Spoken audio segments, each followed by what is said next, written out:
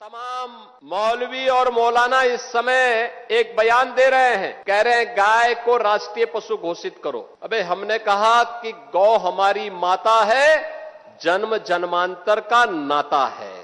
क्या मां और पुत्र के बीच में कुछ घोषित करने की आवश्यकता पड़ती है क्या किसी पुत्र को बताने की आवश्यकता पड़ती है कि तुम्हारी मां है, इसका सम्मान करो? ये हमारे संस्कार हैं। हमने अपनी मां के बारे में जो सम्मान का भाव रखते हैं वह भी, और हमने गाय को माता माना है, तो गाय तो हमारे लिए माता है, वह पशु नहीं। पशु तुम्हारी बुद्धि है जो तुम हमारी गौ माता को पशु बोलते हो। तुम्हारी सोच पशुवत है जो तुम गौ माता को पशु बोल रहे हो, और तुम्हारा ये दोगलापन है कि जो एक और गौकसी को प्रश्रय देते हो।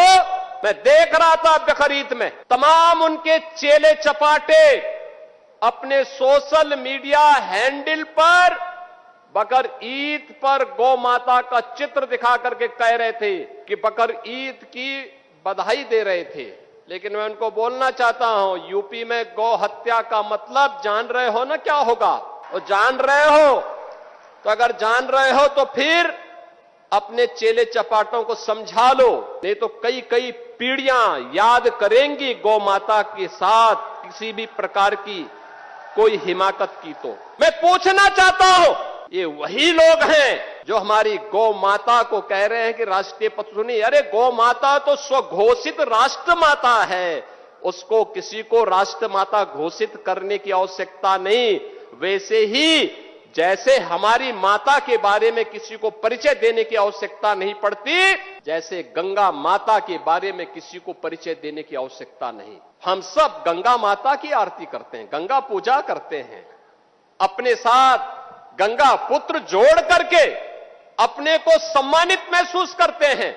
हमारे तीर्थ मां गंगा के तट पर हैं, हमारे सारे संस्कार मां गंगा के तट पर संपन्न होते हैं। क्या कोई हमें बताएगा कि गंगा हमारी माता है?